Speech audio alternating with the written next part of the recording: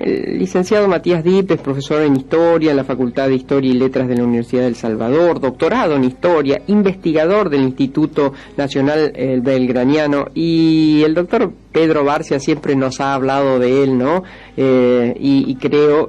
Estoy segura, tuvo a su cargo el ideario de Manuel Belgrano. Como Manuel Belgrano no pasa, como decíamos, en un 20 de junio o en un 27 de febrero, sino que lo tenemos y debiéramos tenerlo permanentemente. Es un placer saludarlo al licenciado Dip para seguir hablando sobre Manuel Belgrano. ¿Cómo le va, licenciado? Buen día. Buen día, María Mía, ¿cómo está? Bien, un gusto enorme en saludarlo.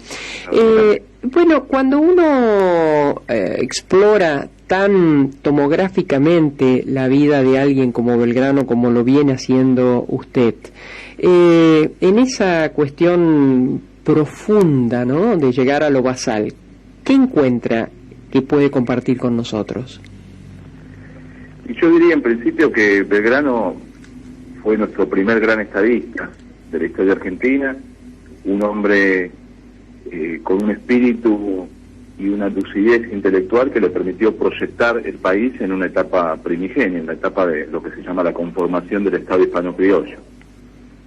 Sí, su gran mérito, creo yo, dentro de mucho de lo que se rescata en su personalidad tan rica y multifacética, fue haber tenido una idea, una noción de país, pese a algunos obstáculos en esa época, que es una época de cambio y conflicto, y una noción de país que lo que hoy llamaríamos con desarrollo sustentable, prosperidad económica, inclusive con la idea también pionera de protección ambiental. Y alguien me decía el otro día a propósito, sí, me acuerdo, el decano, el vicedecano de la Universidad de Ingeniería de Buenos Aires, que también a su criterio fue el primero en traer tecnología desde aquel ideario de país, ¿no?, que en desarrollo.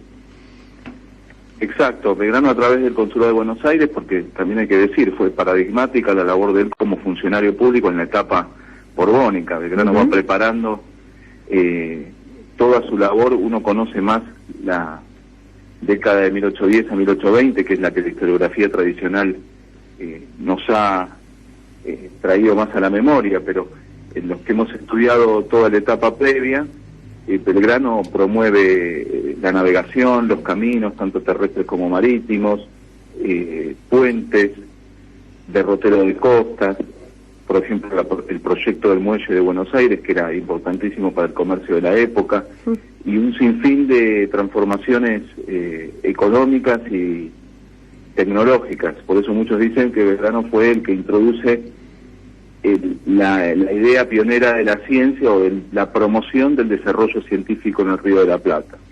Claro.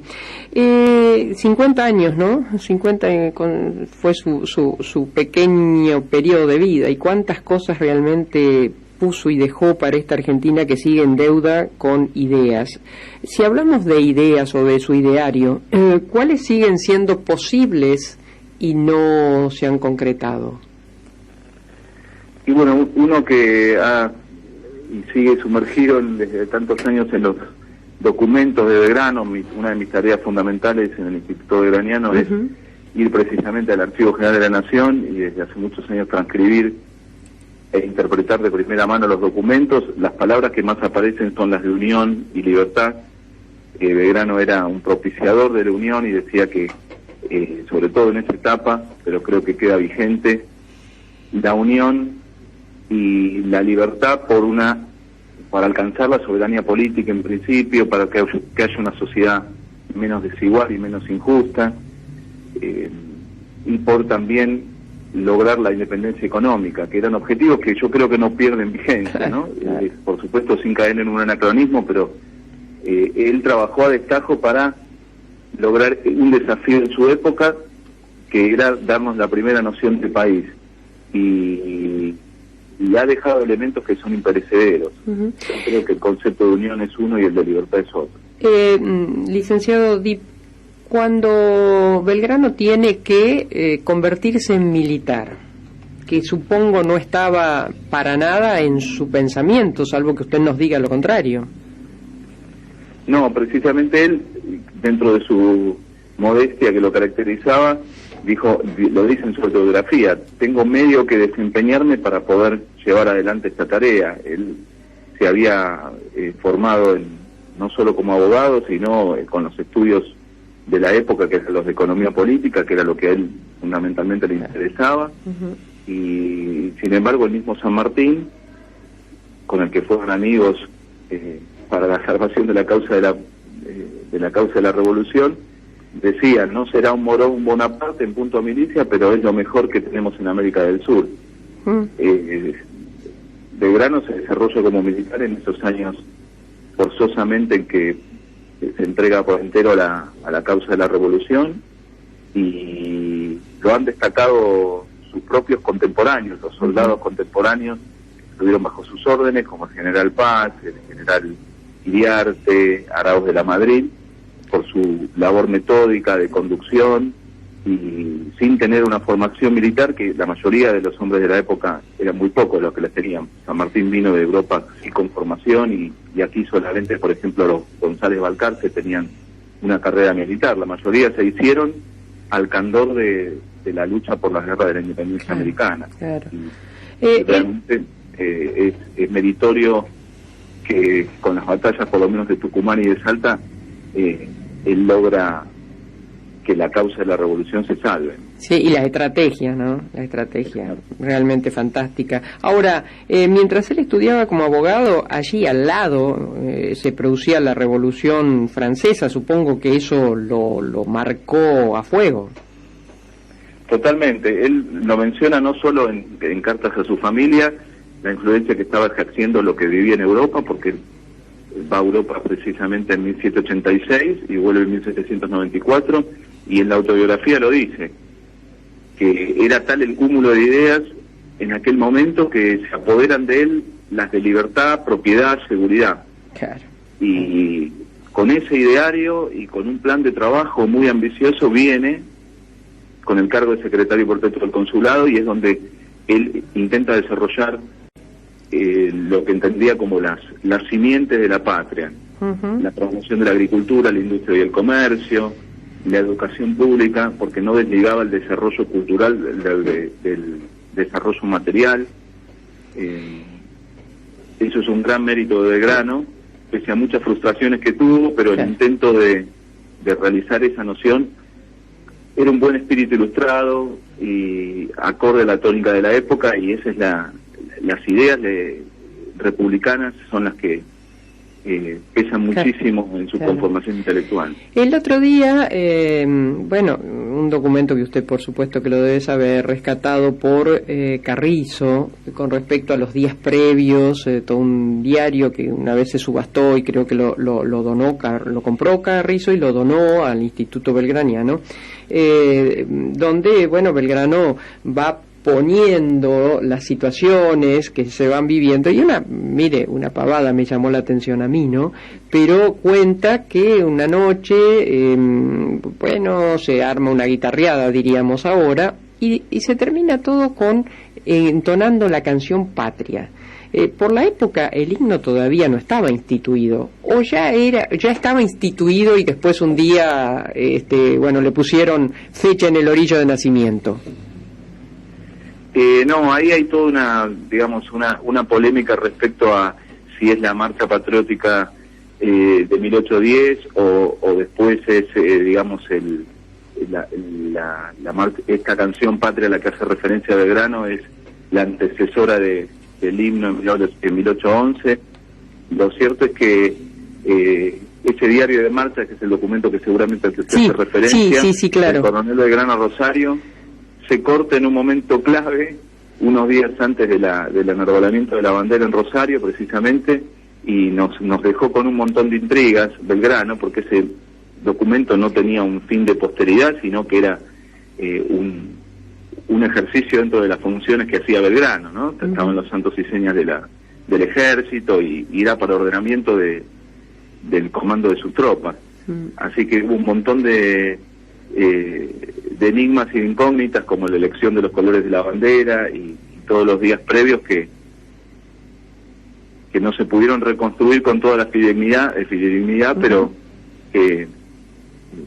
son sintomáticos de lo que Belgrano llevaba adelante en ese momento. Licenciado Dip, la pregunta es ya yendo al final de su vida, ¿no? No sé qué dicen sus documentos. ¿Hay satisfacción? ¿Hay frustración? ¿Qué Belgrano estaba en sí mismo sobre el final de su vida? Y los últimos años fueron muy aciagos, ¿no? No solo por la salud, que estaba muy quebrantada.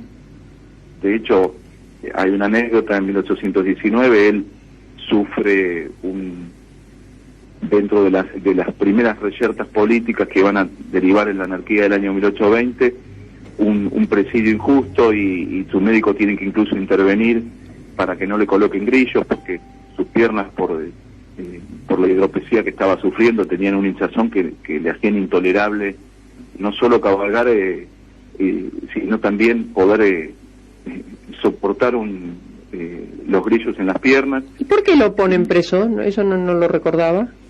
Claro, esto ocurre en Tucumán. Belgrano había tenido unas funciones dentro encargado por el gobierno supremo de poder pacificar las revueltas en el litoral, y bueno, cae víctima de las facciones. De hecho, es también sintomático que el 20 de junio de 1820, que es el Día de los Tres Gobernadores en Buenos Aires, es cuando se abre la anarquía la anarquía, digamos, de la organización provincial, es el día que él muere.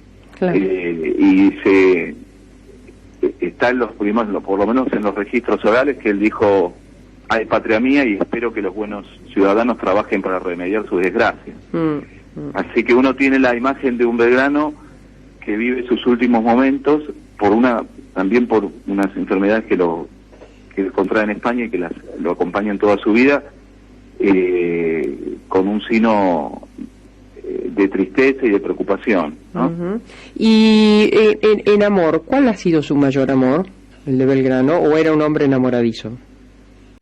Era un hombre enamoradizo, tal cual. Ha tenido varios romances. Los más conocidos son los que derivaron en sus hijos, es decir, con María Josefa Ezcurra, la hermana de Encarnación Ezcurra, la mujer de Rosas. Tuvo a Pedro Pablo Rosas y Belgrano en 1813, y después con la tucumana María Dolores Elguero tiene en 1819 a Manuela Mónica. Las dos mujeres, por distintas situaciones, como una estaba casada y otra no, para no comprometerlas, él no menciona a sus hijos en el testamento, pero hay documentos que incluso yo incluyo en el libro, donde se certifica la paternidad. Y también después tuvo un amor con un personaje bastante polémico de la época, que era Madame Villegrulla, eso hacia el final de su vida. Están las cartas, aparentemente la habría conocido en Europa cuando él estuvo en Londres en 1815. Se dice que probablemente el gran amor de Belgrano haya sido María Josefa Ezcurra, ¿no? Pero bueno, él era un hombre que en la época muy refinado, con modales y manejos que atraían, digamos, en todas las tertulias, y entonces lo cual también ocurre cuando él tiene su estancia en Europa. Es decir, era un hombre que para la época es muy codiciado, digamos. Mire. Así que esto estaba en los relatos de los salones y tertulias, del interés de las mujeres por bailar con él, por acercarse, por escucharlo hablar. Él mismo dice lo interesante que le resultaba a él poder dialogar con las mujeres criollas, por su viveza, por su inteligencia, y porque de algún modo hacían más afable el carácter del hombre. ¿Con San Martín siempre fue amigo o tuvo desavenencias? Con San Martín hay una relación de amistad incluso antes de conocerse, por un intercambio epistolar. Ellos se conocen en enero de 1814 en Algarrobos, en Salta. Ahí está la historia, había trasladado esa teoría de que fue en Yatasto, pero se produce en 1814 cuando San Martín, por pedido de Belgrano, viene a reemplazarlo en el Ejército del Norte, y hay por lo menos 40 cartas, que yo las incluyo en el libro, de Belgrano a San Martín. Lamentablemente las de San Martín a Belgrano se perdieron, donde ambos actúan en una especie de complementación patriótica para salvar la causa de la revolución. Y Belgrano hace de consejero de San Martín, le dice que se cuide por las dolencias físicas que tenía San Martín. Ambos dos hacen referencia a sus problemas de salud. Le da consejos también políticos, militares. Belgrano le dice a San Martín, es el primero que lo hace, ¿no? Con usted se salvará la patria. Le hereda su bandera. Tratan sobre el plan de montaña, que después deriva en el plan continental de San Martín, respecto de cómo atacar el poder realista en Lima, no ir por el norte, sino a través del Pacífico. Yo que he leído toda la correspondencia entre ambos, hay una amistad y una admiración mutuas que no tienen fisuras. Realmente es una amistad sin fisuras que es clave entre los que son los padres de la patria. Claro, claro. Y créanme que ha sido un placer enorme poder conversar con usted. Hace rato que teníamos ganas de contactarlo y bueno, muchas gracias por haber accedido. Por favor, para mí un gusto y estoy a disposición en cualquier otra eventualidad dentro de también este año belgraniano que todavía celebramos. Claro que sí, y recomendamos, entre tantas otras cosas, la obra y diario de Belgrano, ¿no? Así que un placer enorme. Muchas gracias. Igualmente, María Mía, buenas tardes. Hasta luego, el licenciado Matías Dip.